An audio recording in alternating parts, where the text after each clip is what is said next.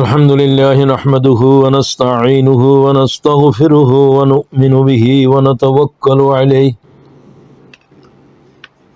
ونعوذ بالله من شرور أنفسنا ومن سيئات أعمالنا من يهده الله فلا مضل له ومن يضلله فلا هادي له ونشهد أن لا إله إلا الله وحده لا شريك له ونشهد أن سيدنا ونبينا ومولانا محمد صلى الله تعالى عليه وعلى آله وبارك وسلم تسليما كثيرا كثيرا فقد قال الله تعالى في القرآن العظيم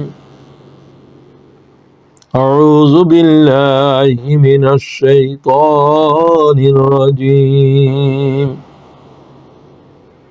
بسم الله الرحمن الرحيم رب هب لي من الصالحين فبشرناه بغلام حليم فلما بلغ معه السعي قال يا بني إني أرى في المنام أني أذبحك فانظر ماذا ترى قال يا أبت افعل ما تؤمر ستجدني إن شاء الله من الصابرين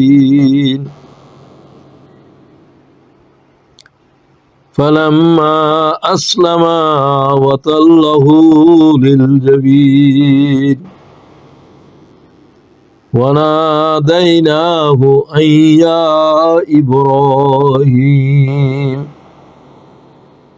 قد صدقت الرؤيا إنا كذلك نجزي المحسنين إن هذا لهو البلاء المبين وفديناه بذبح عظيم وتركنا عليه في الآخرين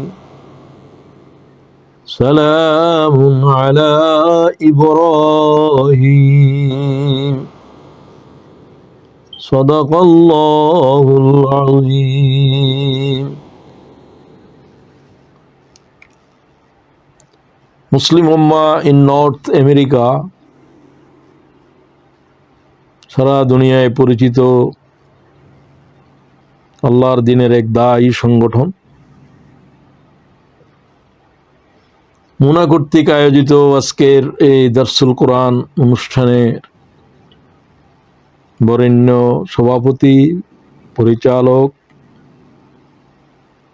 এবং সম্পৃক্ত ভাই এবং বোনেরা, আসসালামু আলাইকুম ওয়া রাহমাতুল্লাহি ওয়া বারাকাতুহু। আমি আপনাদের সামনে সূরাতুস সাফফাত 36 নম্বর সূরা, যা মক্কি যুগের প্রথমেই নাযিল হয়েছে, তার 100 থেকে 109 ইব্রাহিম আলাইহিস সালামের কোরবানি এবং ত্যাগ সামনে নিয়ে আল্লাহ তাআলার যে বর্ণনা কোরআনে পাকের তা থেকে তেলাওয়াত করা হয়েছে। আল্লাহ তাআলা যদি তৌফিক দেন, বিস্তৃত এই আলোচনাকে আমি সংক্ষিপ্ত সময়ে পেশ করার জন্য চেষ্টা করব। যেহেতু আজকে ইয়াউমে আরাফা, আল্লাহ তাআলার দিন সমূহের ভিতরে সবচাইতে শ্রেষ্ঠতম দিন আজকে।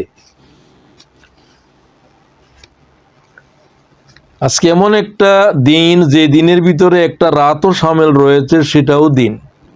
এটা মানব জন্য একটা দুর্বোধ্য বিষয় হতে পারে, এগুলো আল্লাহ তাআলার জন্য কোনো দুর্বোধ্য বিষয় নয়, মুমিনদের জন্য সহজ বিষয়।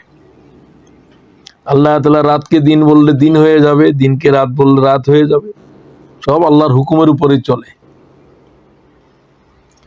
আজকের এই মুহূর্তে সমগ্র পৃথিবীর প্রতিটি প্রান্তর থেকে সাদা কালো, আজমি আরবি, আমির ফকির সব সাদা কফিনের আবৃত হয়ে, এহরাম পরিহিত হয়ে, লাব্বাইকের ধ্বনি উচ্চারণ করে করে তারা আজ আরফাতের জমিনে উপস্থিত হয়েছেন। এখন পুরো উকুফে আরফা চলছে। এটি এত গুরুত্বপূর্ণ এক দিন, যার সাথে তুলনা করার কোনো দিন দিনের ইতিহাসে নাই, রাতের ইতিহাসেও নাই।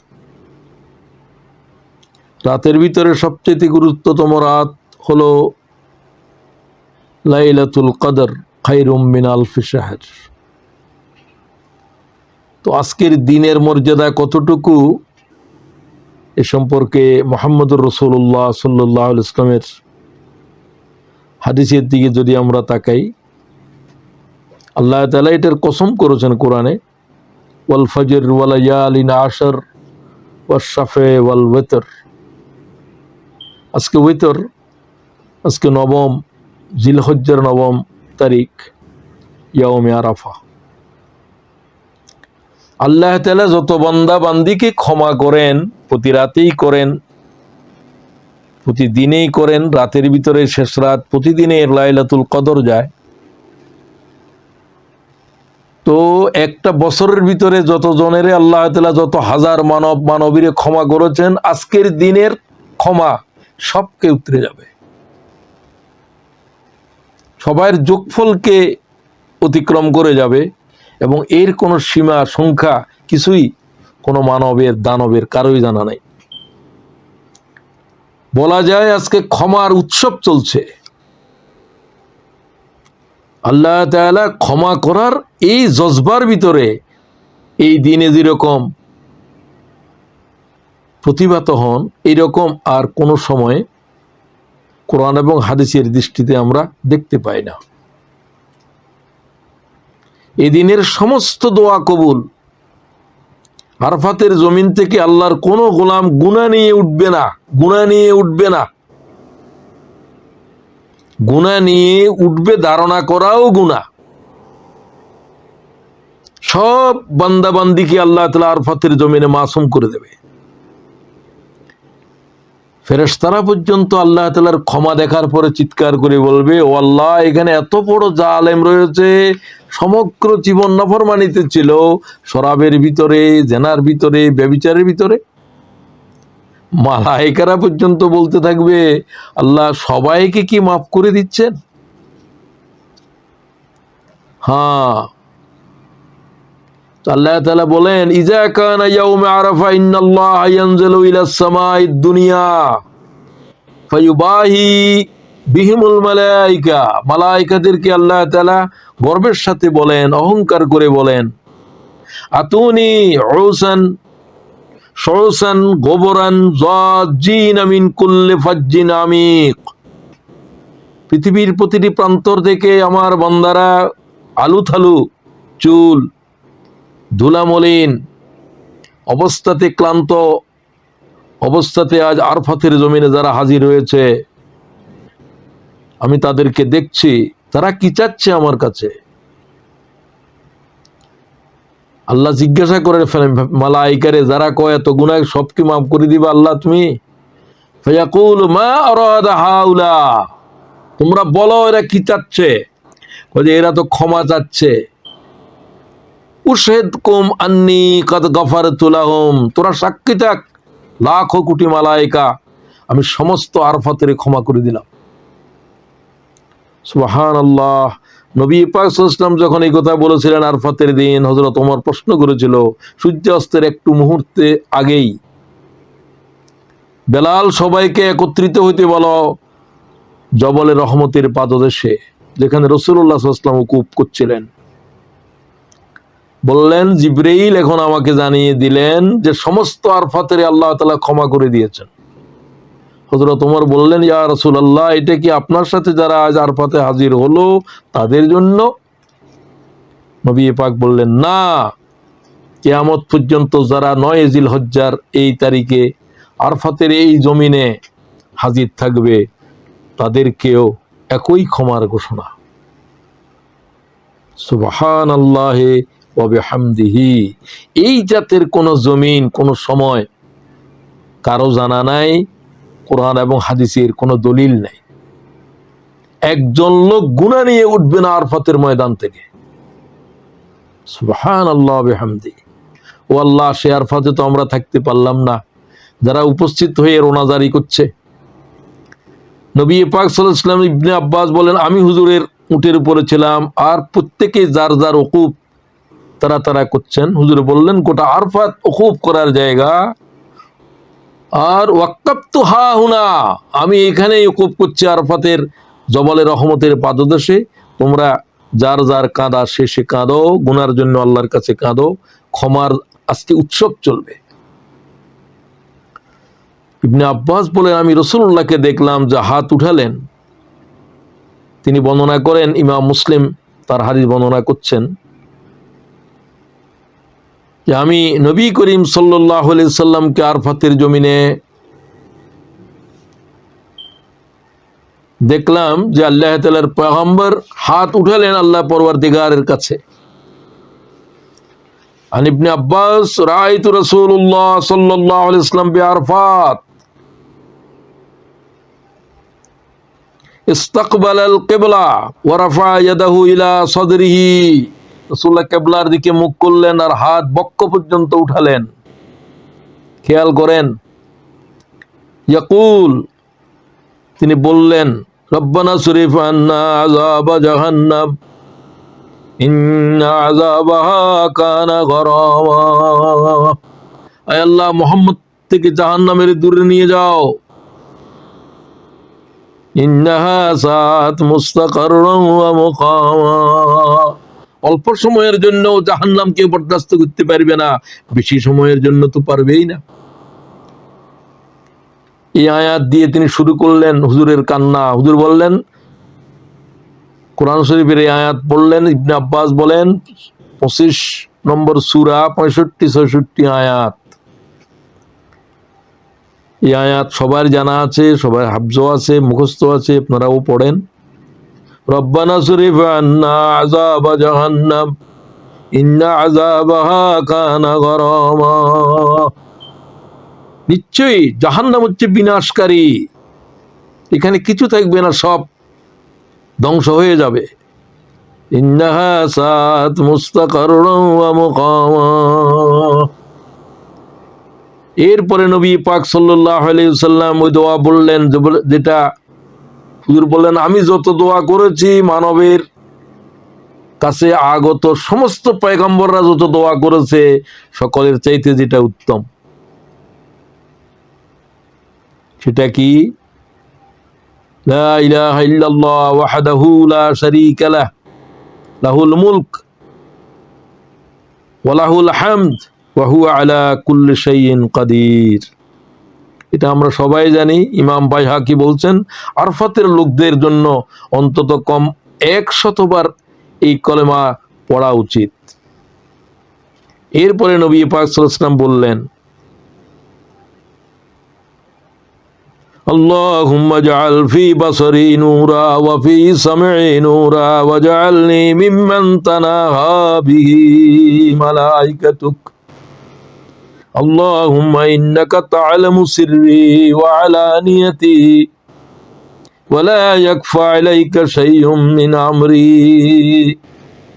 আনাল বাইসুল ফকির ওয়াল মুস্তাগীসুল মাগরুরুল মুস্তাজির আসআলুকা মাসআলাতাল মিসকিন ওয়া আবতাহিলু ইলাইকা ইবতিহালাল মুযনিবিজ জালিল ওয়া মান খাদাআত লাকা রাকাবাতুহু ওয়া ফাযাত লাকা আইনাহু ওয়া রাগিমা লাকা আনফুহু ফালা তাজআলনি বিদুআইকা রাব্বি শাকিয়্যা ওয়া কুম বি রাউফার রহিমা ইয়া খায়রা মাসউল ইয়া আকরামা মামুল। রাওয়াহু মুসলিম। নবী পাক সাল্লাল্লাহু আলাইহি ওয়াসাল্লামের কান্না, চোখের পানি এবং নাকের পানি আর আরফাতের জমিনের উপরে পড়ছে। ইবনে আব্বাস বলেন, হুজুর যে হাত উঠালেন সূর্য অস্ত পর্যন্ত আল্লাহর পয়গম্বরের হাত নামে নাই। আল্লাহু আকবার। আমরাও তো আরফাতে গিয়েছিলাম, রাসূলুল্লাহ সাল্লাল্লাহু আলাইহি ওয়াসাল্লামের এই মুনাজাত এইভাবে হাত যে উঠালো সূর্যাস্ত পর্যন্ত আল্লাহর পয়গম্বরের হাত নামে নাই। আরফাতের জমিনের সবচেয়ে বড় ইবাদত হলো দোয়া করা, ইস্তেগফার করা, তাকবীর দেওয়া, তাহলিল করা, এই এবং আল্লাহর কাছে রোনাজারি করা। আরফাতকে দেখলে মনে হবে যেন আরেকটা কিয়ামত বর্পা হয়েছে। মানুষদের কি আহাজারি কিয়ামতের মাঠে যেরকম হবে সেটার এক নকশা আরফাতের জমিনের উপরে আছে। নবী পাক সাল্লাল্লাহু আলাইহি ওয়াসাল্লাম আল্লাহর কাছে এটাই বলছিলেন, ও আল্লাহ তাআলা, আমি এক কাঙ্গাল তোমার কাছে হাত তুলেছি, আমি সর্বহারা এক ব্যক্তি, আমারে মাফ করে দাও পরবর্তীকার। অথচ আল্লাহ তার গুনাই নেই, তার সব তো মাফ করে দেওয়া হয়েছে। তারপরেও আনাল বাইসুল ফকির, আমি এক কাঙ্গাল, আমার বাড়িঘর সবকিছু নাই যেরকম, এই ধরনের এক কাঙ্গাল পরবর্তীকার। আসআলুকা মাসআলাতাল মিসকিন, আমি এক দুনিয়ার সর্বহারা এক মিসকিন, কিছু নাই, তোমার কাছে আমি কাঙ্গাল হয়ে হাত তুলেছি। ওয়া আবতাহিলু ইলাইকা ইবতিহালাল মুযনিবিজ জালিল, আমি নিজের অত্যন্ত ছোট, অত্যন্ত দুর্বল, অসহায় অবস্থাতে আল্লাহ তাআলা তোমাকে জানাচ্ছে, ওয়া মান খাদাআত লাকা রাকাবাতু, আমার গর্দান তোমার দিকে নত হয়ে আছে। ওয়া ফাযাত লাকা আইনাহু, আমার চোখের ভিতরে তোমার ভয়ের অশ্রু। ওয়া রাগিমা লাকা আনফু, আমার নাকের ভিতরে তোমার সিজদার বালি। ও আল্লাহ, তুমি মুহাম্মদের মাফ করে দাও, উম্মতে মুহাম্মদের ক্ষমা করো। ওয়া মান খাদাআত লাকা রাকাবাতু ওয়া ফাযাত লাকা আইনাহু ওয়া রাগিমা লাকা আনফু ফালা তাজআলনি বিদুআইকা রাব্বি শাকিয়্যা। ও আল্লাহ, তুমি যাদের দোয়া কবুল করো না তাদের থেকে আমাকে দূরে নাও, আমার প্রার্থনা কবুল করো। ওয়া কুম বি রাউফুর রহিমা ইয়া খায়রা মাসউল ইয়া আকরামা মামুন। আমি আর সেদিকে যেতে পারতেছি না। আজকে সেই ইয়াউমে আরাফা, জীবনে যারা একবারও হাজির হইতে পারলাম না, ও আল্লাহ, যারা আলোচনা শুনছে তাদেরকে আল্লাহ আরফাতে হাজির হওয়ার জন্য আমাদের মুনাজাত কবুল করো। আমরা যারা হাজির হয়েছিলাম আমাদেরকে বারবার আরফাতের এই আল্লাহ ক্ষমার এই উৎসবে, রোনাজারির কান্নার এই উৎসবে আল্লাহ আমাদেরকে জীবনে অন্তত একবার বারবার হাজির হওয়ার তৌফিক আতা ফরমা। তো বোনদেরকেও বলছি, ভাইদেরকেও বলছি, আজকে আমরা আল্লাহর কাছে গুনাহ মাপ চাইব। 10 তারিখের জিলহজ্জার ইবাদতের ভিতরে আপনারা মশগুল আছেন। আগে কম থাকলেও ইদানিং এই বিষয়ের উপরে খুব আলোচনাও হচ্ছে। আজকে আমরা রোজা আছি। আজকের রোজা এত গুরুত্বপূর্ণ যে 1 বছরের সামনের পিছনের গুনাহ আল্লাহ তাআলা 2 বছরের গুনাহ না থাকলে পুরা নেকি দিয়েই আল্লাহ তাআলা আমলনামাকে ভরে দেবেন। আল্লাহ তাআলা আমরা আজকে যারা রোজা রয়েছি তাদের রোজাকে, সিয়ামকে কবুল করো। আগামীকাল হলো ইয়াউম ঈদুল আযহা, কোরবানির দিন, এবং জিলহজ্জার প্রতিটি দিনই গুরুত্বপূর্ণ। আজকেরটা বেশি গুরুত্বপূর্ণ, তারপরে কোরবানির দিন। আল্লাহর কাছে সবচেয়ে গুরুত্বপূর্ণ ইবাদত হলো কোরবানি। কোনো ইবাদত কোরবানির কাছে আগামীকাল আল্লাহর কাছে প্রিয় নয়। কোরবানি তো বলেন নাই, আল্লাহ বলছে আহরাকুদ্দাম খুন প্রবাহিত করো, খুন প্রবাহিত করো। আল্লাহ তাআলা তোমাদেরকে যে জান দিয়েছেন, ইব্রাহিম আলাইহিস সালাম তো কি কোরবানি দিয়েছেন সেটা আজকে আলোচনায় আসবে। তো আমাদের জন্য খোদার রাস্তার উপরে তোমরা গৃহপালিত পশু থেকে আল্লাহর পথের উপরে কোরবান করতে থাকো, নারী পুরুষ যাদেরকে আল্লাহ তাআলা তৌফিক দিয়েছেন। মা আমাল ইবনে আদম ইয়াউমা আমালি ইয়াউমান নাহার, নাহরের দিন, খুন প্রবাহিত করার দিন, আহাব্বা ইলাল্লাহি মিন ইহরাকিদ দাম, খুন প্রবাহিত করার চাইতে রক্ত দিয়ে কলকল করে জমিনকে রঞ্জিত করে দাও। আল্লাহ তাআলার জন্য আগামীকাল রক্ত প্রবাহিত করা উৎসব চলবে। এটা ঈদ, এটা কোনো খুন প্রবাহিত করা মারামারি খুনাখুনি নয়, এটা ঈদুল আজহা, এটা ইহরাকুদ দামের ঈদ, খুন প্রবাহিত করে দেয়ার ঈদ। সুবহানাল্লাহ, মুসলমানরা এটাকে ঈদ মনে করে, আমাদের রক্ত প্রবাহিত করে 40,000 খুন করে আমাদেরকে দাবাইতে পারবে না। আমরা রক্ত প্রবাহিত করার, আমাদের রক্ত প্রবাহিত করার, আল্লাহর পথে রক্ত প্রবাহিত করাকে আমরা ঈদ মনে করি। আমরা সেই জাতি। সুবহানাল্লাহ, আমরা কি কোনোদিন ভেবেছি রক্ত প্রবাহিত করা কি করে ঈদ হইতে পারে? ভাবি নেই তো অনেক কিছু। এগুলা ভাবতে ভাবতে কারো জিন্দিগি শেষ হয়ে গেল, আর অথবা কেউ অচেতন অবস্থায় হায়াতে শেষ করে দিল। আল্লাহ আমাদেরকে মাফ করো। তো আল্লাহর কাছে ঈদের দিনের মধ্যে ঈদ, আপনার কাছে সোনা আছে, চাঁদি আছে, আপনি মহিলা মানুষ, আপনার আমার জন্য কি স্বামী তো কোরবান করে? স্বামী তো স্বামীর জন্য করে, তোমারটা কি? এক ভরি স্বর্ণ থাকলে তো আপনার উপরে আপনি সাবের পরিমাণ মাল আছে আপনার কাছে। বাংলাদেশে এখন এক ভরি সোনা এখন লাখ টাকা। তো 52.5 তোলার রূপার দাম তো 84,000 1 লাখ টাকার কাছাকাছি। সোনাটা বাদ দেন, 52.5 তোলার রূপার দাম যদি নাই, এরকম কোন নারী কি আমার আলোচনা শুনতেছে? এরা কি কোরবান করবে? যদি না করে থাকে আজকে কোরবানির সিদ্ধান্ত নেন। কোরবানি তো 10 তারিখ, 11 তারিখ, 12 তারিখ পর্যন্ত চলবে। খবরদার, হুজুর বলছে কোরবানি না করা ব্যক্তি, নারী নেই পুরুষ, আমার ঈদগাহে আসবে না। মানে তোমরা আমার উম্মতের ভিতরে নাই, তোমরা আমার ঈদগাহে কেন আসবে? আমাদের বন্ধুদের ভিতরে অনেকে আছে যারা কোরবানির প্রতি এরকম নয়, উৎসাহী নয়। গোস্ত খাওয়ার আর গোস্ত কুড়াটার ক্ষেত্রে খুব উৎসাহী। হুজুর তো বলছেন তোমরা খোদার রাস্তার উপরে রক্ত প্রবাহিত করে দাও। গোস্ত খাইবে কি খাইবে না সেটা তো পরের জিনিস। গোস্ত খাও, খাওয়াটাও আল্লাহ তাআলার মেজবান চলতেছে, খাইতে হবে, খাওয়া সুন্নাহ। তো মা হাযিহিল আযাহিয়্যু, এই কোরবানি কোত্থেকে আসলো ইয়া রাসূলুল্লাহ? সুন্নাত আবিকুম ইব্রাহিম, এটা ইব্রাহিম আলাইহিস সালামের সুন্নাহ। তিনি, তাকে আল্লাহ তাআলা যে নির্দেশ দিয়েছিলেন, যা আজকের আয়াতের ভিতরে আলোচনা আমরা করব ইনশাআল্লাহ। তো ফামা লানা ফিহা, আমাদের ভিতরে কি, কোরবানির ভিতরে কি আছে? বিকুল্লি শাআরাতিন হাসানা, প্রত্যেক কেশে কেশে সওয়াব। সুবহানাল্লাহ, হুজুর বর্ণনা কিভাবে দিলেন? বিকুল্লি শাআরাতিন হাসানা, প্রত্যেক পশমের ভিতরে নেকি আছে।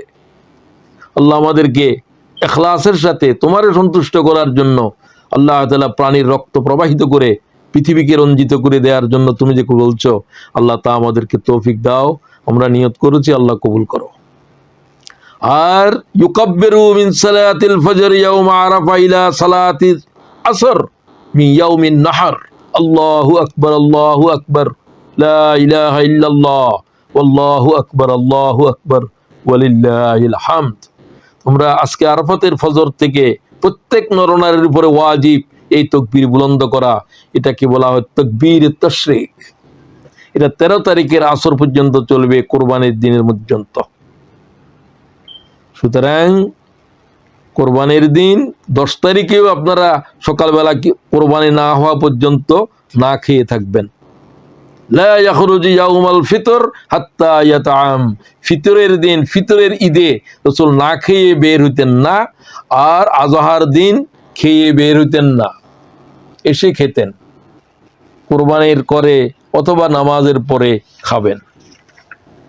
তো যাই হোক, এতটুকু কথা রেখে আমি এখন কোরআন শরীফের যে আয়াত পড়েছি সেগুলোর উপরে আলোচনা করার জন্য আপনাদের দৃষ্টি আকর্ষণ করছি। রব্বি হাবলি মিনাস সালিহিন। ইব্রাহিম আল্লাহকে বললেন, দরখাস্ত দিলেন, মুনাজাত করলেন, grant me a child O my lord, আমাকে একটা ছেলে দাও, দ্য রাইটিয়াস ওয়ান, নেককার। ছেলে চাইলে শুধু চলবে না, মিনাস সালেহীন, ছেলেই চাইলেন, এখানে মেয়ে চান নাই। কারণ নবুয়তের দায়িত্ব পালন করবে কে উনার পরে? তখন ৮৬ বছর বয়স ইব্রাহিম আলাইহিস সালামের। জন্মভূমি থেকে বিতাড়িত হয়ে আসলেন। একটি মানুষের জীবনের যত প্রিয় বস্তু আছে সব একটা একটা একটা একটা করে আল্লাহ ইব্রাহিম থেকে কেড়ে নিয়েছে। তাম বস্তু ইব্রাহিম আল্লাহর পথের উপরে কোরবান করেছেন হাসি মুখে। মা বাবারে ছেড়ে এসেছেন, জন্মভূমিকে ছেড়ে এসেছেন, মুহাজির হয়েছেন ফিলিস্তিনে। আল্লাহর কাছে ৮৬ বছর বয়সে একটি ছেলের জন্য দরখাস্ত করলেন, ও আল্লাহ, আমি তো দুর্বল হয়ে গেছি, আমার দ্বীনের এই মিশনকে জারি রাখার জন্য, কারণ এটা নারীদের পক্ষে সম্ভব নয়, নবীদের ভিতর থেকে কোনো নারী নাই, তো আল্লাহ আমাকে একটা ছেলে, নেককার ছেলে বকশিশ করো। তার দুই স্ত্রী হাজেরা এবং সারা। সারা উনার প্রথম স্ত্রী, আর দ্বিতীয় স্ত্রী সারাকে দিয়েছিল মিশরবাসীরা, এটাও রাজবংশের মেয়ে, সেটাকে তিনি ইব্রাহিমকে গিফট দিয়েছেন। ইব্রাহিম তাকে বিয়ে করেছেন মোহরানা আদায় করে। ফাবাশশারনাহু বিগুলামিন হালিম। আল্লাহ বলেন, আমি ইব্রাহিমের দোয়া কবুল করলাম। We gave him the good tidings of a boy of patient. আমি তাকে এক ধৈর্যশীল সন্তানের শুভ সংবাদ দিলাম। বেশি কথা আলোচনা করতে পারতেছি না। ধৈর্যশীল ছেলে কি গুরুত্বপূর্ণ! আল্লাহ বহু গুণের কথা বলতে পারতেন, এমন এক গুণের কথা বললেন যে গুণের ভিতরে যে গুণ আল্লাহ নিজেও হালিম, বেগুলামিন হালিম। আল্লাহর নিজের এক নাম হলো হালিম। অনেকে নাম রাখে আব্দুল হালিম, হালিমের বান্দা। হালিম হচ্ছে আল্লাহ তাআলা। আল্লাহ ধৈর্যশীল কেউ নাই। শয়তানের মতো বেয়াদবের আল্লাহ কি করে যে ধৈর্য ধারণ করলো, আমার এখনো ভাবতে আশ্চর্য লাগে। আল্লাহর সাথে তর্ক করার জন্য আল্লাহ তাআলা কি করে সবর করলো। আচ্ছা, যাই হোক, তো আল্লাহ তো হালিম। আল্লাহ বললেন, আমি তাকে এক সন্তানের শুভ সংবাদ দিলাম, সেটা গোলামিন হালিম। গোলাম মানে হলো শিশু সন্তান, গোলাম মানে খাদেম। গোলামের অনেক অর্থ। গোলাম মানে কিন্তু বান্দা ঠিক নয়। রব্বি হাবলি মিনাস সালিহিন ফাবাশশারনাহু বিগুলামিন হালিম। আল্লাহ তাআলা এমন পরীক্ষা ইব্রাহিমকে কেন নিয়েছেন সেটা আল্লাহ তাআলা নিজেই বলেছেন। আমি ইব্রাহিম থেকে বেশি পরীক্ষা নিয়েছি, আল্লাহ কয়। ফাতাম্মাহুন্না, আমার ইব্রাহিম কোনো পরীক্ষায় ফেল করে নাই, সব A+ পাইছে আল্লাহ তাআলার পরীক্ষায়। ফাতাম্মাহুন্না, সমস্ত পরীক্ষায় ইব্রাহিম উত্তীর্ণ হয়েছে শতভাগ। আমি আল্লাহ সার্টিফাই করছি। ক্বালা ইন্নী জাইলুকা লিন্নাসি ইমামা। এই কুরবানির বিনিময়ে আল্লাহ বলছেন, মুসলিম মিল্লাতের ইমাম তোমাকে বানাইছে। ইমাম হতে হলে কোরবানি দিতে হবে। সাইয়্যিদুল কওমে খাদেমাহুম, কওমের নেতা তিনি হবেন যিনি সবচেয়ে বেশি স্যাক্রিফাইস করেন, সবচেয়ে বেশি ত্যাগ দেন, সবার পরে খায়, সবার পরে ঘুমায়, সবাই বলে তোমরা ঘুমাও, তোমরা আগে খাও। লিডার সবার পরে খাবে, সবার পরে ঘুমাবে, এটা নিয়ম। এটা ইব্রাহিমকে আল্লাহ তাআলা বলেন, আমি ইব্রাহিম থেকে এত কোরবানি নিয়েছি, যেহেতু ইব্রাহিমকে আমি এই মর্যাদা দিলাম, মিল্লাত আবিকুম ইব্রাহিম ওয়া সাম্মাকুমুল মুসলিমিন। মুসলমান জাতির তিনি জাতির পিতা। পাকিস্তানের কায়েদে আজম, পাকিস্তানের জনগণের পিতা কায়েদে আজম। তুর্কির পিতা আতাতুর্ক। বাংলাদেশের পিতা বলা হচ্ছে শেখ মুজিবুর রহমানকে। আচ্ছা, বলাও কোনো আপত্তি নেই কারো, তার ত্যাগ বেশি এই দেশ অর্জন করার ক্ষেত্রে। তো সুতরাং প্রত্যেক জাতির সবচেয়ে ত্যাগী মানুষটি ওই জাতির পিতা। মুসলিম মিল্লাতের এত বড় ত্যাগ, এত বড় কোরবানি আর কেউ দেয় নাই। রাসূলুল্লাহ নিজেই বললেন মিল্লাতা আবি, হুজুর বললেন এটা সুন্নাত আবিকুম ইব্রাহিম, এই কোরবানি হলো ইব্রাহিম আলাইহিস সালামের সুন্নাহ। তো দুই স্ত্রীর ভিতরে কোনো সন্তান নাই, সারার ঘরে নাই, হাজেরার ঘরে নাই, তো সন্তান হলো হাজেরার ঘরে, পরের স্ত্রীর ঘরে, সেটার নাম রাখলেন ইসমাইল। শিশু তখন একেবারেই শিশু। আল্লাহ তাআলা ইব্রাহিমকে বললেন ইসমাইল এবং তার আম্মাকে এখান থেকে হাজার হাজার মাইল দূরে কাবার যেখানে ভিটা পড়ে আছে, কাবা কিন্তু ইব্রাহিম তৈরি করে নাই। আদম আলাইহিস সালাম দুনিয়ার উপরে একটা ঘর দেখলেন, কাবা, একটা ঘর দেখলেন, আর কিছুই দুনিয়ার উপরে নাই, শুধু একটা ঘর। ইন্না আউওয়ালা বাইত উযিয়া লিন-নাস লাল্লাযী বিবাক্কাতা মুবারাক ওয়া হুদাল লিল আলামিন। সূরা ইমরান। আল্লাহ বলছেন আদম আলাইহিস সালামকে জিবরাইল ওখানে নিয়ে বললেন যে তুফ কামা নাতুফ, মালায়েকারা যেভাবে এই কাবারে তোয়াফ করতেছে তুমি তোয়াফ করো। 7 চক্কর ইব্রাহিম আলাইহিস সালাম বলছে আদম আলাইহিস সালাম আল্লাহর কাবা তোয়াফ করলেন ইহরাম পরিহিত অবস্থায়, জিবরাইল সব শিখিয়ে দিলেন। সেই সিলসিলা, সেই কাবা নূহ আলাইহিস সালামের যখন বন্যা হয়েছিল, তামাম পৃথিবী 6 মাস পর্যন্ত পানির নিচে ছিল। 6 মাস। এই 10 তারিখ আগামীকাল 6 মাস শেষ হবে। দেখেন 6 মাস কবে থেকে উঠেছেন, এর আগের থেকে 6 মাস শেষ হয়েছে। যদি পাহাড়ের সাথে এটা লেগেছিল এই দিনে, 9 জিলহজ্জার এই দিনে, এই সময়ে, এটাও এক রহস্যপূর্ণ। যাই হোক, তো সেই কাবাগর যে পড়ে আছে সেখানে কোনো গড় নাই, ওই পিটার পাদদেশে রেখে আসার নির্দেশ দেওয়া হলো। এই 1000 বছর পর্যন্ত এটাই খালি ছিল। ইব্রাহিম এটার উপরেই নতুন করে কাবার ভিত্তি দিয়েছেন। প্রথম কাবা কে বানিয়েছে? উযিয়া লিন-নাস, নির্মিত হয়েছে, প্যাসিভ ভয়েসে বলা হয়েছে, কে করেছে বলা হয় নাই। মালায়েকারা করেছেন, ও কেউ বলেন আল্লাহর নির্দেশে হয়েছে, কেউ বলেন যাই বলেন, সেই বিষয়ের উপরে তাফসীরকারীদের কোনো বক্তব্য নাই, এটা নিয়ে বিতর্ক আছে। তো সেখানে তো কোনো জনমানব নাই, কোনো বস্তি গড়ে ওঠে নাই। ওই জনমানবহীন এক প্রান্তর, চারিদিকে পাথরের পাহাড়, মধ্যখানে থলি, ওখানেই ছিল কাবা। পাথর যে সেগুলো নিরেট পাথর, তো এখানে রেখে দেওয়ার জন্য হাজেরাকে এবং দুগ্ধপুষ্ট শিশু ইসমাইলকে রেখে দেওয়ার নির্দেশ দিলেন। উটের উপরে সোয়ার করলেন। তো ইব্রাহিম আলাইহিস সালামকে আল্লাহ বললেন যে জিবরাইল যা বলে, যেখানে বলে তাই সেখানে যাও। উটের উপরে সোয়ার হলেন। মাসের পর মাসের সফর সহজ করে নিয়ে আসলেন মালায়েকার সাথে, জিবরাইলের সাথে। যেখানে আজকে জমজম কূপ আছে তার পাদদেশে, ওখানেই ইসমাইলের পায়ের আঘাতে জমজম বের হয়েছিল, সেখানেই তাকে রেখে গিয়ে হাজেরাকে সহ ইব্রাহিমকে চলে আসার নির্দেশ দেওয়া হলো। মা হাজেরা বললেন যে তুমি এখানে আমাকে কার কাছে রেখে যাচ্ছ?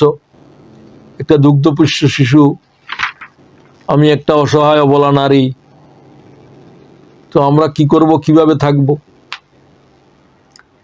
ইব্রাহিম আলাইহিস সালাম কোনো জবাব দিতে পারছে না। এরপরে তিনি দ্বিতীয়বার প্রশ্ন করলেন, আমাদেরকে কি আল্লাহর হুকুমে রেখে যাচ্ছেন? বলল হ্যাঁ, আল্লাহ তাআলা নির্দেশ দিয়েছেন, তো আমার তো কিছু করার নাই। আমি তো ছেলে চাইলাম, ছেলে হওয়ার পরে আল্লাহকে ছেলের থেকে বিচ্ছেদ হও। সুবহানাল্লাহ। এইরকম কঠিন প্রিয় বস্তু একটার থেকে একটা নিয়ে যাওয়া কোনো পয়গম্বরের জীবন ইতিহাসে আপনি পাবেন না। আল্লাহু আকবার, এটা আল্লাহ তাআলাই বলছেন। তো ভাবতে পারেন, একটা নারী, কোনো জনমানব নাই, পশু পাখি নাই, পানি নাই। পশু পাখি থাকে তো, যেখানে কোনো পানি নেই সেখানে পাখিও নাই। পানি না থাকলে পাখিটাকে কিছু উড়ে না, কিছু থাকতে পারে না। সেখানে রেখে দেওয়া হচ্ছে। কি খাবেন? একটা দানা এখানে উৎপন্ন হয় না, কোনো গাছ নাই, কিছুই নেই কাবাতে। এটা মদিনা নয় যে খেজুর গাছ আছে। তো হাজেরা বললেন, যদি আল্লাহ, তো হাজেরা তো তাকে নবী বলে জানেন, তার উপরে ঈমান এনেছেন, বলছেন আল্লাহর হুকুমে যদি আমাদেরকে রেখে দেন তো আমি সবর করব, আল্লাহ আমাদেরকে ধ্বংস করবেন না, আল্লাহই আমার জন্য যথেষ্ট। হাসবি আল্লাহ ওয়া নি'মাল ওয়াকিল, আল্লাহ আমাদের জন্য যথেষ্ট। এই কথা একটা নারীর জিহ্বা থেকে বের হওয়া সহজ কথা ছিল না। আজকে অনেক বোনেরা কথা শুনতেছেন, আমি তো ভাবতে পারি না পুরুষ সইতে পারবি কিনা জনমানবহীন একটা মানুষে এই একাকিত্বের এই বেদনা। এই শিশুটা একটা মশকে পানি আর কিছু খেজুর রেখে দিয়ে ইব্রাহিম আলাইহিস সালাম রওনা হয়ে গেলেন। ফিরে তাকান নাই, আর তাকানোর আল্লাহ হুকুম নাই। কিছু দূর যাওয়ার পরে ইব্রাহিম আলাইহিস সালামের কলিজা কেঁদে উঠল। হাজেরার সামনে কাঁদেন নাই, তিনি কাবার শরীফের ভিটার দিকে তাকিয়ে আল্লাহর কাছে হাত তুললেন। রব্বানা ইন্নী আসকানতু মিন যুররিয়্যাতি বিওয়াদিন গায়রি যী যারইন ইনদা বাইতিকাল মুহাররাম। এই আয়াত মুখস্থ করে নেবেন, এটা সূরা ইব্রাহিমের ৩৭ নম্বর আয়াত। আয় আল্লাহ, আমি তোমার সিদ্ধান্তে আমার দুগ্ধপুষ্য সন্তান তার মাকে জনমানবহীন, ও আল্লাহ, এই বিজন প্রান্তরে তোমার কাবার ভিটার পাদদেশে এক অনুর্বর জমিন যেখান থেকে একটা দানা উৎপন্ন হয় না, সেখানে রেখে যাচ্ছি। প্রভু, তুমি তাদের জন্য পৃথিবীর মানব জাতির দৃষ্টি ফিরিয়ে দাও, তাদেরকে সালাত কায়েমকারী বানাও, তাদেরকে ফল ফলাদি থেকে রিজিক দাও। ৪,০০০ বছর আগে ইব্রাহিম আলাইহিস সালাম দোয়া করলেন যেন তারা শুকর গুজার হতে পারে। প্রত্যেকটা শব্দ আল্লাহ কবুল করেছে। কি দোয়া, হৃদয় খরা। জি জারইন, একটা দানা উৎপন্ন হয় না এই জমিনের উপরে, এইরকম ধূসর মরু, এইরকম পাথরের পাহাড়। রব্বানা লিয়ুকিমুস সালাত, আল্লাহ তাআলা সালাত কায়েমকারী, তোমার ঘরকে আবাদকারী বানাও। ওয়াজআল আফইদাতাম মিনান নাস, এবং পৃথিবীর মানব জাতির হৃদয় তাদের দিকে আকৃষ্ট করো। তারা তো জনমানবহীন এক এলাকায় রেখে গেলাম। কোথায় মানব, কোথায় কি, দোয়া করতেছেন শুধু। তাহাওয়ি ইলাইহিম ওয়ারযুকহুম মিনাস সামারাত, ফল ফলাদি থেকে রিজিক দাও, ফল তো ওখানে নাই। ও আল্লাহ, তুমি যেখানে ফল হয় সেখান থেকে এই ফল এখানে হাজির করো, আমার আওলাদদেরকে রেখে গেলাম এখানে, আল্লাহ তাদের তুমি পরওয়ারিশ করো, তুমি দেখাশোনা করো। ইব্রাহিম আলাইহিস সালাম শুধু দোয়া করলেন, রওনা হয়ে গেলেন ফিলিস্তিনের দিকে।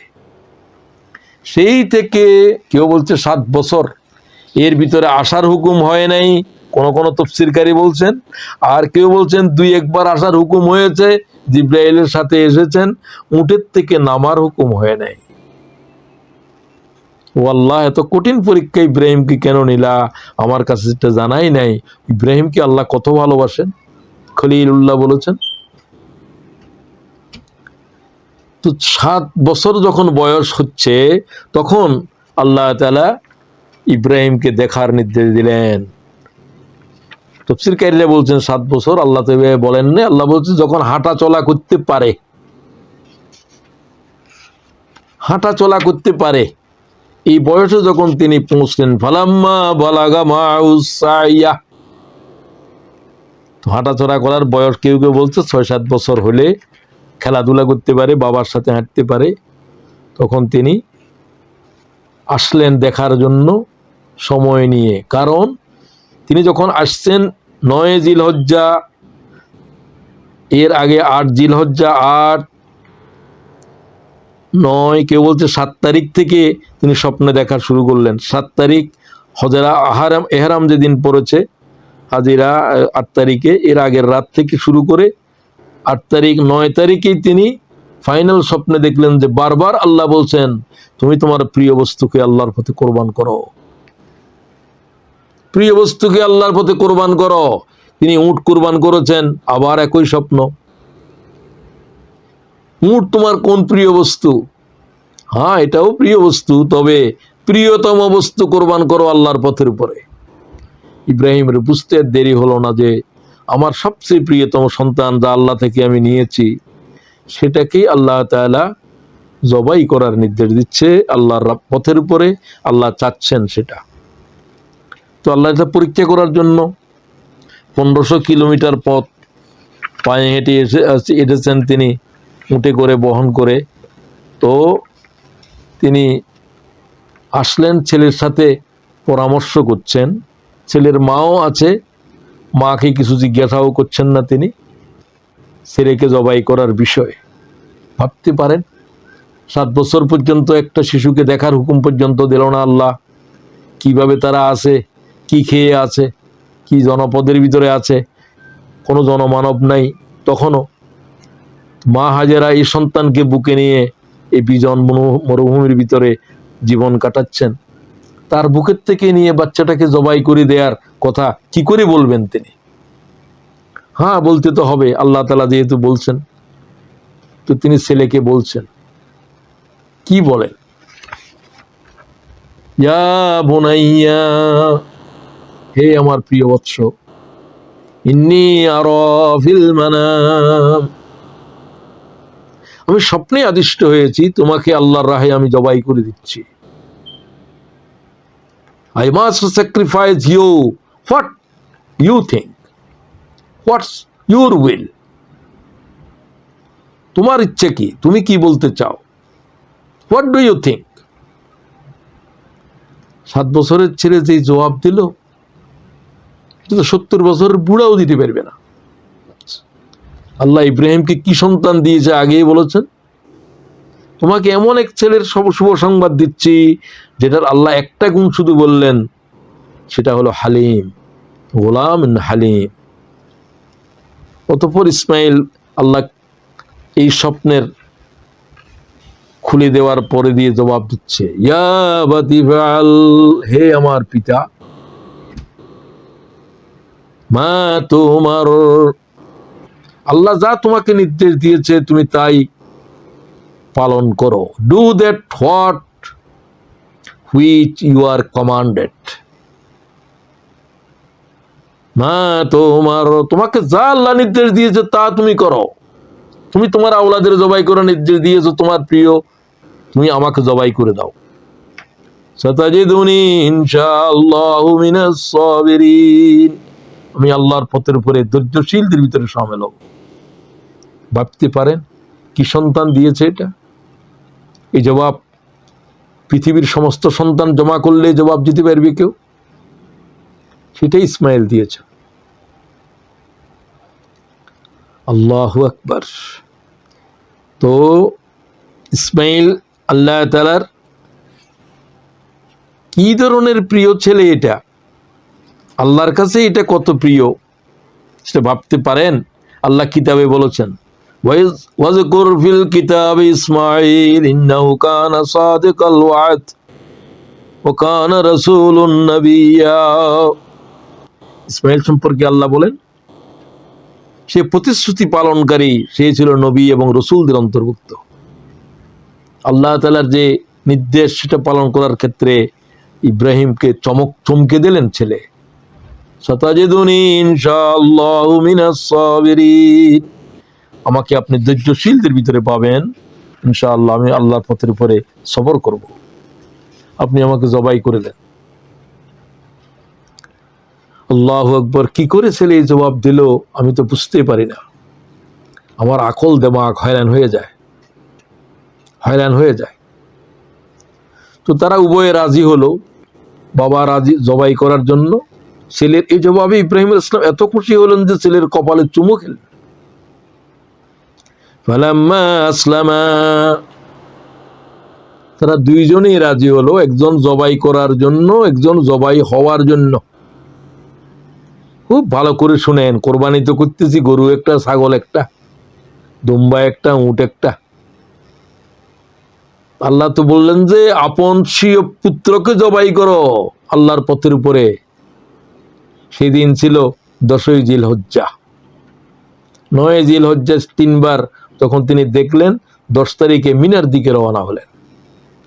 তো যাওয়ার সময় শয়তান বলল যে তোমার তো জবাই করতে নিয়ে যাচ্ছে। তখন ইব্রাহিম বলল যে পাথর মারো তার উপরে। আল্লাহু আকবার বলে পাথর মারলেন, হাজিরা যেখানে পাথর মারে। প্রথম জমরাত, দ্বিতীয় 3 বার পর্যন্ত চেষ্টা করেছে, 3 বারেই পাথর মারা হয়েছে। সেই পাথর এখনো পর্যন্ত জমরাতের উপরে আমরাও মারতেছি। আল্লাহু আকবার, আল্লাহু আকবার, লা ইলাহা ইল্লাল্লাহ, আল্লাহু আকবার, আল্লাহু আকবার, ওয়ালিল্লাহিল হামদ।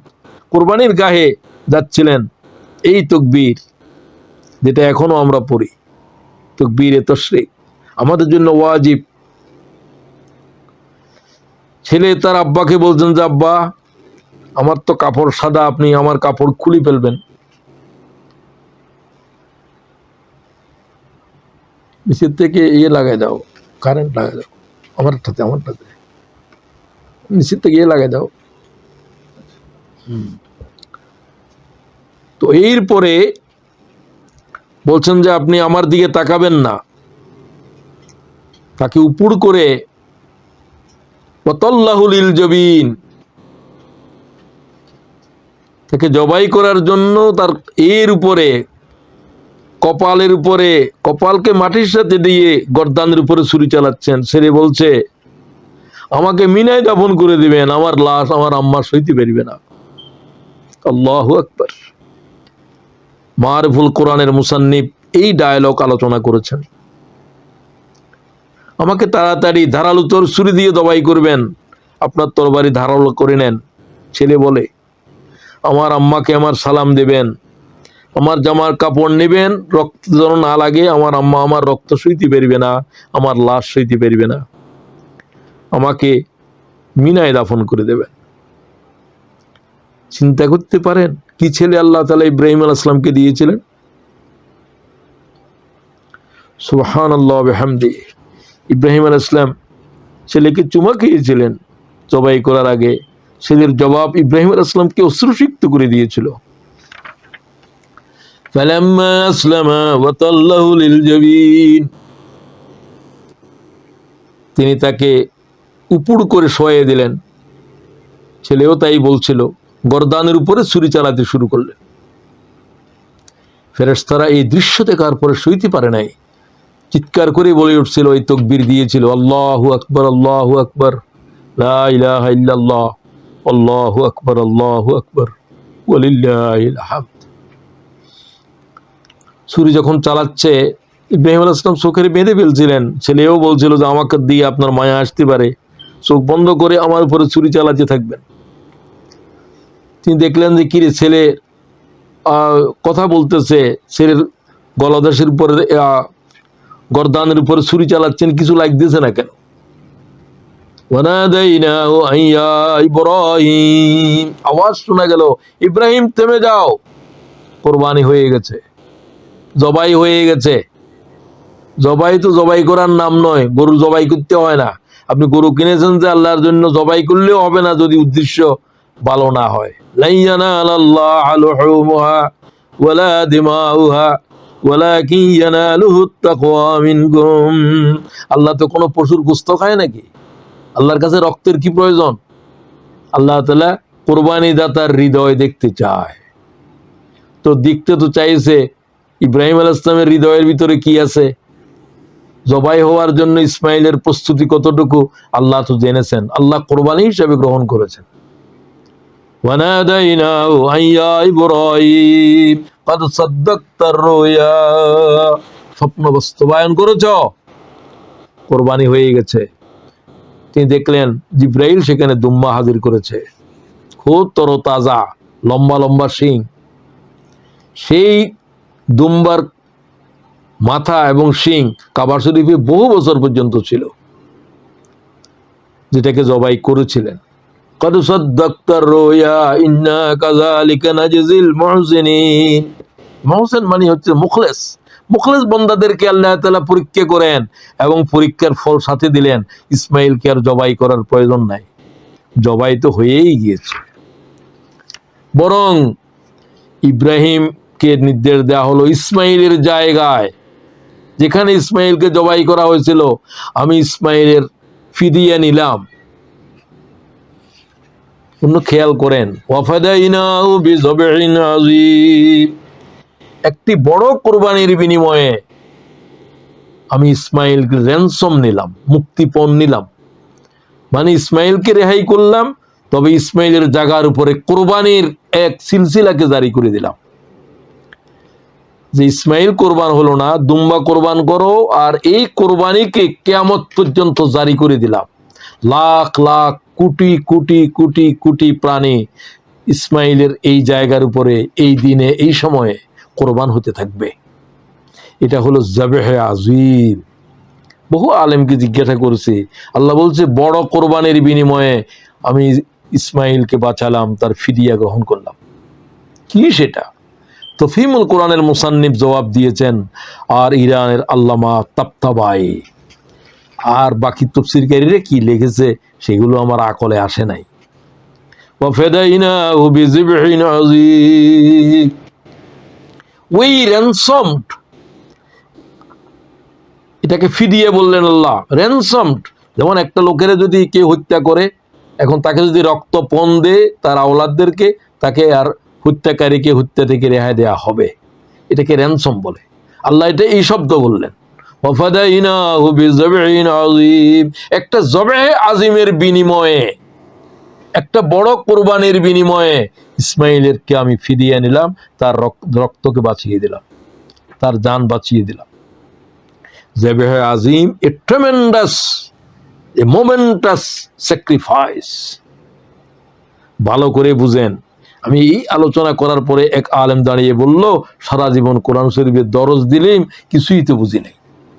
আমার এরপর জড়াই ধরে বললেন, তুমি কি বললে আজকে? ওয়াফাদাইনাহু বিযিবহিন আযীম, এই হলো যাবেহে আযীম। ওয়া তারাকনা আলাইহি ফিল আখিরিন, আমি পরবর্তীদের জন্য, কিয়ামত পর্যন্ত মানব জাতির জন্য এটার এই সিলসিলাকে, আখিরিনদের জন্য কিয়ামত পর্যন্ত এই কোরবানির সিলসিলাকে জারি করে দিলাম। যেটা রাসূলুল্লাহ বললেন, হাযা সুন্নাত আবিকুম ইব্রাহিম, ইব্রাহিম আলাইহিস সালাম কোরবানির যে সিলসিলা জারি করেছেন, এটা সেটাই, তারই একটি অংশ। খুব ভালো করে বুঝেন। ওয়াতারাকনা আলাইহি ফিল আখিরিন সালামুন আলা ইব্রাহিম, আল্লাহ ইব্রাহিমকে সালাম দিচ্ছে। কি পয়গম্বর এটা, কি ত্যাগ মানব জাতিকে দেখালেন, যা পৃথিবীর মানব জাতির ইতিহাসে কেউ দেখে নাই। সেদিন মিনাতে যা ঘটছিল, এটা মানব সৃষ্টি থেকে আজ পর্যন্ত পৃথিবীর কোনো মানব ভাবতে পারে না। 7 বছর একটা ছেলেকে, 97 বছর, 98 বছর, 96 বছরও ছেলে হয়েছে, আরো 7 বছর থাকলে তো 100 বছর তো পার হয়ে গেছে প্রায়। আর 86 বছরের পরে 90 বছর পার হয়ে গেছে। 90 উপরে একটা মানুষ এরকম একটা বাচ্চাকে জবাই করে দিচ্ছে মিনার জমিনের উপরে, কোরবানির ঈদগাহে। এটা পৃথিবীর মানব জাতি কি দেখেছে এই দৃশ্য? এটা কি দেখার মতো কোনো দৃশ্য না। খুব ভালো করেন, ইব্রাহিম এই জাতের কোরবানি মানব জাতির ইতিহাসে বর্পা করেছে। সুবহানাল্লাহ ওয়া বিহামদিহি। এই হলো কোরবানির ইতিহাস, যা আল্লাহ কোরআন শরীফে বর্ণনা করলেন। সালামুন আলা ইব্রাহিম, সেই কোরবানি কে রাসূলুল্লাহ সাল্লাল্লাহু আলাইহি ওয়াসাল্লাম বললেন। সাহাবারা জিজ্ঞাসা করলেন, এটা করতে কে আসলো? এটাকেই বলা হচ্ছে, এই কোরবানি আল্লাহর কাছে এত প্রিয়। নহর, এই রক্ত প্রবাহিত করা, আহাব্বু ইলাল্লাহি মিন ইহরাকিদ দাম, তোমরা রক্ত প্রবাহিত করো। আল্লাহ তাআলা রক্ত প্রবাহিত করার উৎসব দেখতে চায়। সমগ্র পৃথিবী রক্তে রঞ্জিত হয়ে যাবে আগামীকাল। লাখ লাখ প্রাণী আল্লাহর পথের উপরে জবাই হবে, জবাই হতে থাকবে এক ইসমাইলের কোরবানির জায়গার উপরে। এই হলো যাবেহে আযীম। কোরবানিও কি বুঝেছি আমরা? ওয়া ইন্নাদ দামা লা ইয়াকাউ মিনাল্লাহি বিমাকানিন ক্বাবলা আন ইয়াকা আরদা ফাতিবু বিহা নাফসা। ইমাম তিরমিজি, ইবনে মাজাহ হাদিস নেন, কোরবানির জানোয়ারের রক্ত মাটিকে স্পর্শ করার আগে আল্লাহর আরশ স্পর্শ করে।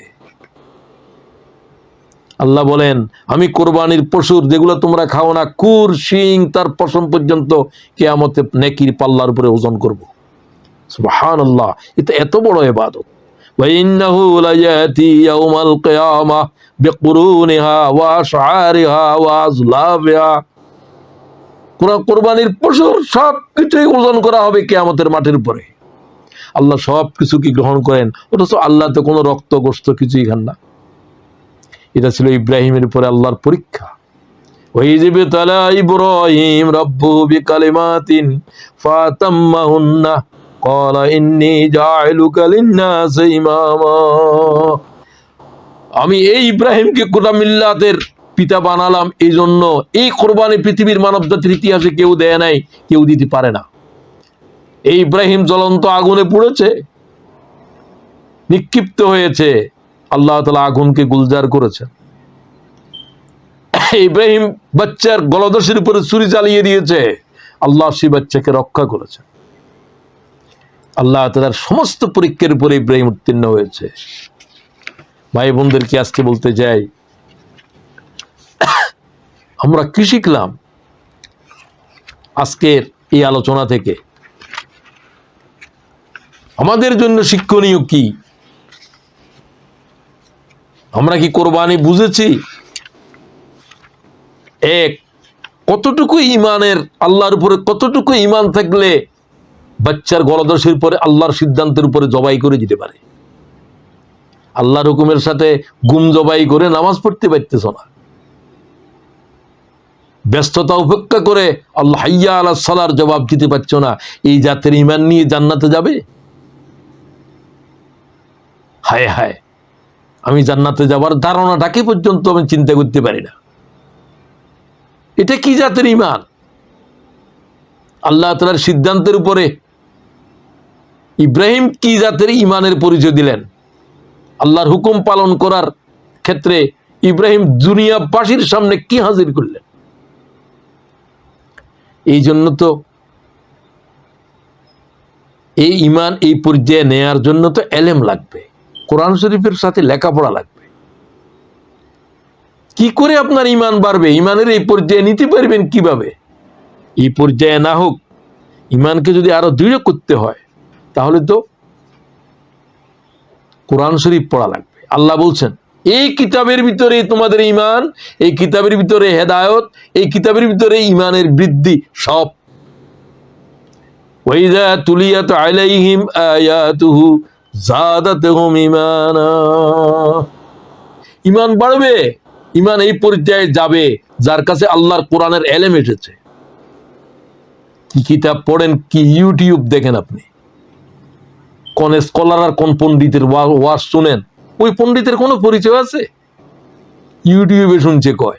আজকে একজনে জিজ্ঞাসা করে, গরু কি 7 কোরবানি 7 জনে দিলে গরুতে হবে? আমি বললাম যে দূরে যা আমার কাছ থেকে, তোদের এই সমস্ত ইউটিউবের ওস্তাদদের কাছে যা। এগুলো ইবলিস, এগুলো আল্লাহর পয়গম্বরের দ্বীনের বিকৃতি করা শুরু করেছে, এবং কিয়ামতের আগে এই জাতের লোক বাইর হবে, সমস্ত দ্বীনকে বিকৃতি করবে তারা। কোরবানিকে বলবো যে এক পরিবারের থেকে একটা দিলে হবে, আমি এগুলো আলোচনা করতে পারবো না। বুঝতে পারছেন?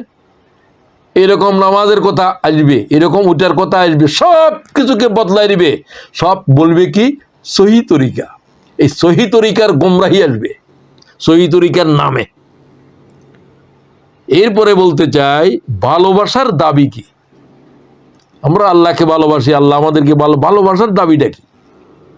ভালোবাসার দাবি হলো কোরবানি, ত্যাগ দেওয়া, স্যাক্রিফাইস করা। তো আল্লাহ তাআলার জন্য মুমিনদের হৃদয়ে কতটুকু ত্যাগের জজবা লাগবে বলেন? লাইসা শাইউন আহাব্বু ইলাল্লাহি মিন কাতরাতাইন। আল্লাহর কাছে বান্দার রক্ত বেশি প্রিয়। খুব খেয়াল করেন, আল্লাহ রক্ত বেশি প্রিয় আল্লাহর কাছে, আর বান্দার 2টা ফোঁটা। এই 2টা ফোঁটা আল্লাহরে দিতে হবে যদি আল্লাহরে পেতে চান। লাইসা শাইউন আহাব্বু ইলাল্লাহি মিন কাতরাতাইন, 2 কাতরা লাগবে। কাতরাতু দুমুইন মিন খাশিয়াতিল্লাহ, আল্লাহর ভয়ে যার চোখের থেকে এক কাতরা পানি নাকের ডগা পর্যন্ত আসছে, এই কাতরা এক ফোঁটা চোখের পানি আল্লাহর কাছে আরশের চাইতেও প্রিয়। এটা কি আমরা ত্যাগ দিতে পারি না? এটা কি আল্লাহর ভয়ে 100 টাকা হারিয়ে গেছে, 100 পাউন্ড হারিয়ে গেছে, এই জন্য কেঁদেছে? কি কান্না, কি হয়েছে? এই হয়েছে, গাড়ি চুরি করে নিয়েছে, কান্নায় ঘুমাইতে পারে না। তোমার যে ইমান চলে গেছে, তোমার কোনো ইমানের খবর আছে? তুমি জানো না যে তোমার কাছে ইমান চলে গেছে বহুত আর 3 বছর আগে? কি কথা বললে ইমান চলে যায় সেটা তো সে জানে না। কিছু কথা বললে ইমান আসে, আর কিছু কথা বললে ইমান চলেই যায়, সে তো জানে না। সে রোজা ভঙ্গের কারণ জানে, তারপরে উজু ভঙ্গের কারণ জানে, ইমান ভঙ্গের কারণ তো জানেই না। আল্লাহর আইন কি এখন জমিনে চলবে? এই জাতীয় শব্দ যার জিহ্বা থেকে বাইর হয়ে গেছে, আল্লাহর কসম তার ইমান নাই। এরকম কথা তো কে না বলতেছে, এখন সবকিছু মানা যাবে না, তার মানে আল্লাহর হুকুম এখন চলবে না।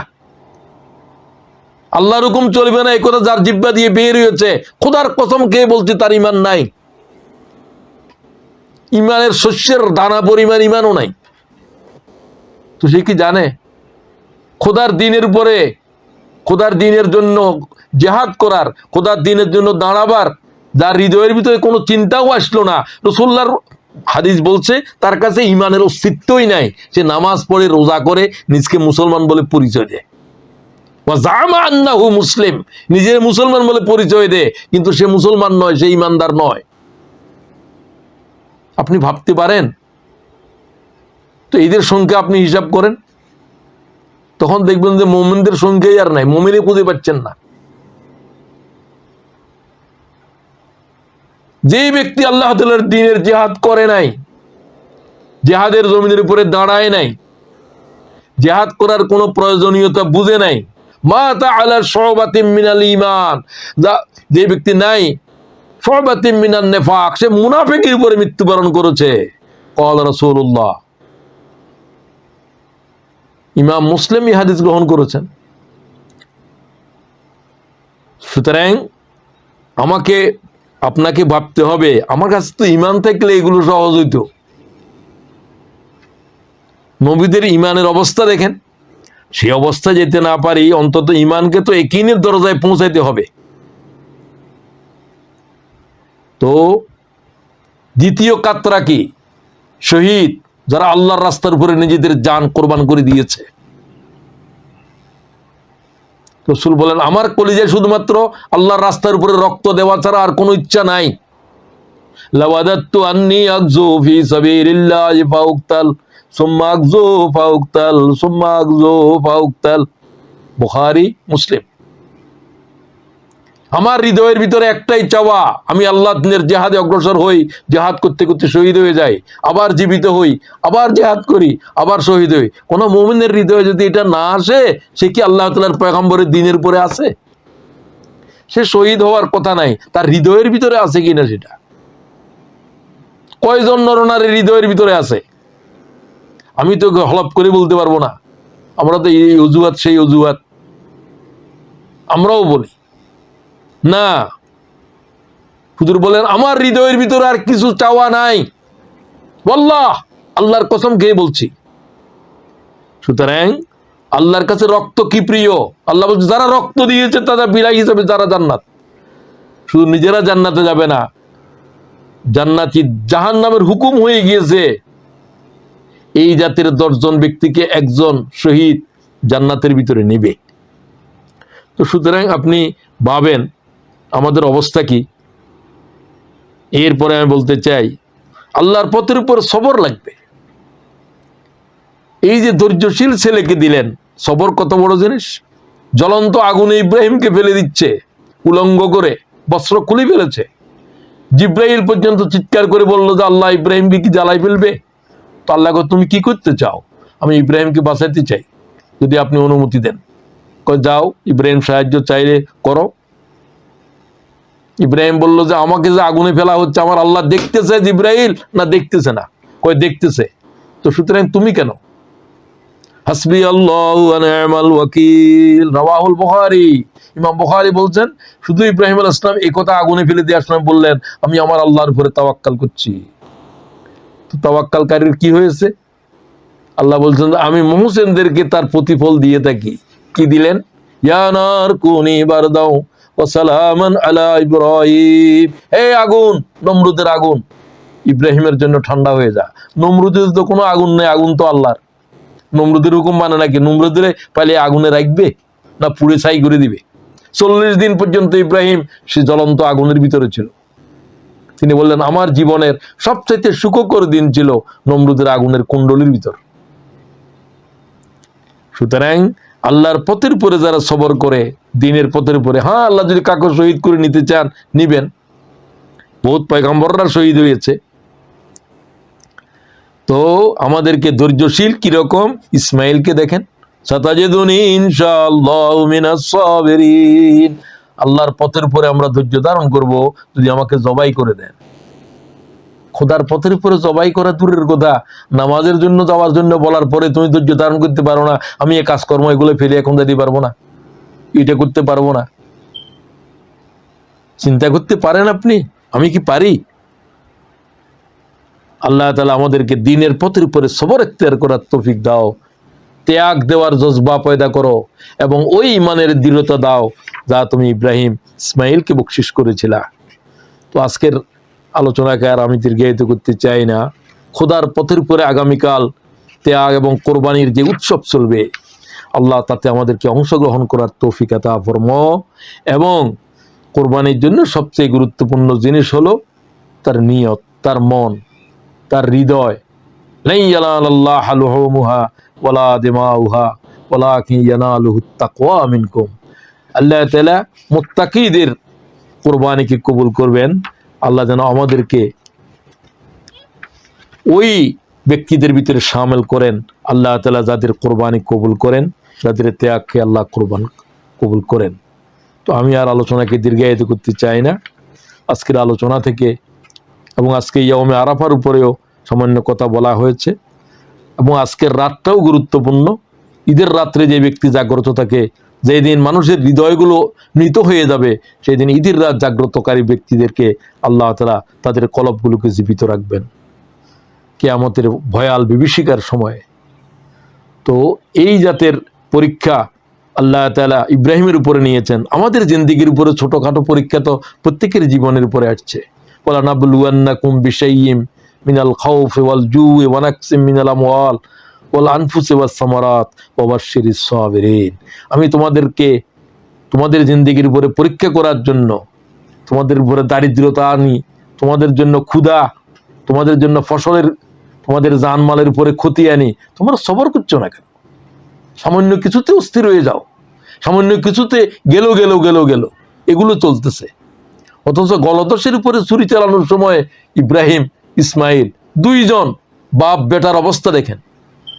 আজকের সবচেয়ে গুরুত্বপূর্ণ শিক্ষা সমগ্র মুসলিম উম্মাকে ইব্রাহিমের এই ত্যাগের, এই পিরামিডের উপরে দাঁড়াইতে হবে। ইসমাইল যে কোরবানি দিয়ে পৃথিবীর মানবজাতিকে চমকে দিয়েছেন, আল্লাহরে খুশি করেছেন, যুবকদেরকে আজ ইসমাইলের মতো ত্যাগ দেওয়ার জজবায় দাঁড়াতে হবে। মা হাজেরা কি জাতের সাবেরা, কি জাতের আবেদা, কি জাতের মেয়ে এটা ভাবতে পারেন? পৃথিবীর সমস্ত রমণীদেরকে জমা করলে হাজেরা হবে? 7 বছর পর্যন্ত কি করে জনমানবহীন প্রান্তরে দুগ্ধপুষ্ট সিন্ধু নিয়ে আল্লাহর উপরে তাওয়াক্কাল করলেন। আজকে প্রোগ্রামে গিয়েছে, ঘরে আসতে পারলো না স্বামী, কালকে আসি ঝগড়া করেন মিয়া। 7 বছর পর্যন্ত একটা নারীকে আল্লাহ যাওয়ার হুকুমই দেয় নাই। স্বামী তো ছিল, আহার নাই, বিহার নাই, কিছু নাই, কি দিয়ে গেলা? 1 মাসের খানা দিয়ে যাওয়ার পরেও আপনার সবর নাই। আল্লাহ তাআলা আমাদের হাজেরাকে যে ধৈর্য আর সবর দিয়েছিল গোটা মুসলিম উম্মার নারীদের ভিতরে, আল্লাহ এটা বন্টন করে দাও। ধৈর্যশীলের যে পরিচয় ইসমাইল পৃথিবীর মানব জাতিকে দেখিয়ে দিয়েছে, আল্লাহ আমাদের যুবকদের কলিজার ভিতরে এই অনুভূতিকে বন্টন করে দাও। ইব্রাহিম আলাইহিস সালাম কোরবানির যে জজবা নিয়ে দাঁড়িয়েছিল মিনার জমিনের উপরে, আল্লাহ তাআলা এই জজবা গোটা মুসলিম উম্মার যুবকদের পিতাদের হৃদয়ের ভিতরে জাগ্রত করে দাও। তাহলে আজকের আলোচনা সার্থক হবে। আসসালামু আলাইকুম ওয়া রাহমাতুল্লাহি ওয়া বারাকাতুহু।